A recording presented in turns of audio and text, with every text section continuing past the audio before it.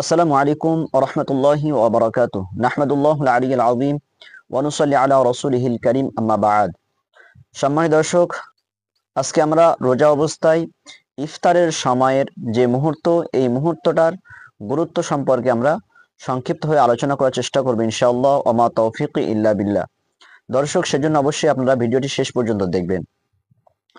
দর্শক, আল্লাহ রাব্বুল আলামিনের কাছে বান্দার জন্য এই সময়টা, সারাদিন বান্দা রোজা রাখার পর ইফতারের একদম আগ মুহূর্তের যে সময়টা, এই সময়টা আল্লাহ রাব্বুল আলামিনের কাছে বান্দার জন্য খুবই গুরুত্বপূর্ণ একটা সময়। কেননা বান্দা সারাটা দিন রোজা রাখার পর যখন সে ইফতারকে সামনে রেখে সে যখন বসে যায়, ইফতার করার প্রস্তুতি নিয়ে বসে যায়, তো আল্লাহ রাব্বুল আলামিন এই সময়টাতে তিনি বিশেষ করে তার ফেরেশতাদেরকে নিয়ে তিনি গর্ববোধ করে থাকেন।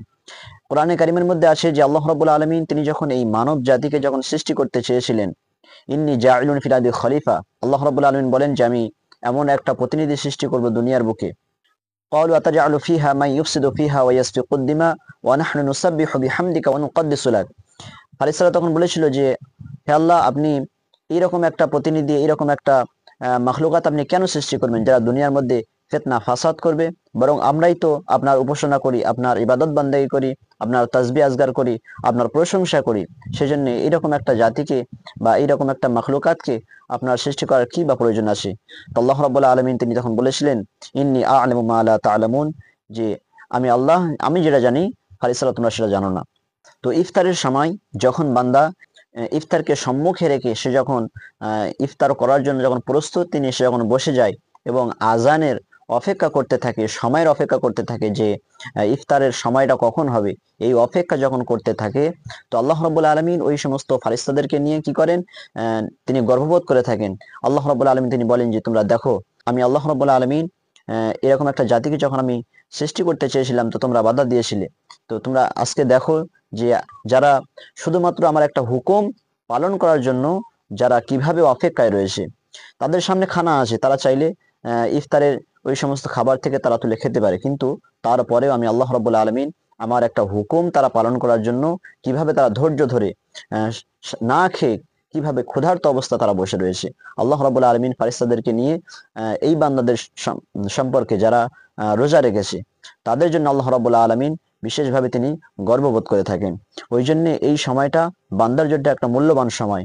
আর আল্লাহ রসুল সাল্লাল্লাহু আলাইহি সাল্লাম তিনি বর্ণনা করেছেন যে ইফতারের সময় এটা এত মূল্যবান একটা সময়, যে সময় আল্লাহ রাব্বুল আলামিন তার অসংখ্য অসংখ্য বান্দাদেরকে তিনি জাহান্নামের আগুন থেকে তিনি মুক্তি দান করেন। সেজন্য আমাদের উচিত যে এই সময়টা, ইফতারের সময়টা বিশেষ করে আল্লাহ রাব্বুল আলামিনের কাছে দোয়া চাওয়া, যে আল্লাহ রাব্বুল আলামিন আমাদের যে সমস্ত আত্মীয় স্বজন, পাড়া প্রতিবেশী যারা দুনিয়া ছেড়ে বিদায় নিয়ে চলে গেছে, তাদের জন্য দোয়া চাওয়া যে আল্লাহ রাব্বুল আলামিন তাদেরকে যেন নাজাত দিয়ে দেয়, তাদেরকে যেন আল্লাহ রাব্বুল আলামিন মুক্তি দান করে। এই জন্য আল্লাহ রাব্বুল আলামিনের কাছে আমাদেরকে এই সময় দোয়া চাওয়া বেশি বেশি করে। এছাড়াও এই সময়টা বিশেষ করে বাড়ির মেয়েরা দেখা যায় যে এই সময়ে তারা বিভিন্ন কাজে তারা লিপ্ত থাকে, বিভিন্ন কাজকর্মে তারা জড়িয়ে পড়ে। কিন্তু আসলে এই সময়টা এমন একটা সময়, আহ রোজাদারদের জন্য একটা মূল্যবান সময়। ওই জন্য আমাদের উচিত যে এই সময়টা সমস্ত কাজগুলো সেরে আগে আগে সেরে এই সময়টার জন্য বিশেষভাবে প্রস্তুতি নিয়ে এই সময়টাকে কাজে লাগানো। এই সময় আল্লাহ রাব্বুল আলামিনের কাছে চাওয়া, বান্দা যখন সারাটা দিন রোজা রাখার পর সে যখন এই ক্ষুধার্ত অবস্থায় এই সময় আল্লাহ রাব্বুল আলামিনের কাছে যখন দোয়া চায়, আল্লাহ রাব্বুল আলামিন এই সময়ের দোয়া অবশ্যই তিনি কবুল করে থাকেন। ওই জন্যে প্রত্যেকের উচিত যারা রোজা অবস্থায় থাকে সারাদিন রোজা রাখার পর এই সময়টাতে সমস্ত রকমের কাজ থেকে তারা ফারেক হয়ে সামনে ইফতার নিয়ে ইফতারের সমস্ত কিছুকে জোগাড় করে নিয়ে সামনে রেখে আল্লাহ রাব্বুল আলামিনের কাছে ইস্তেগফার করা, দোয়া চাওয়া এবং বেশি বেশি তাসবিহ পাঠ করা। কারণ আল্লাহ রাব্বুল আলামিন এই সময়ের দোয়াটা তিনি কবুল করে থাকেন।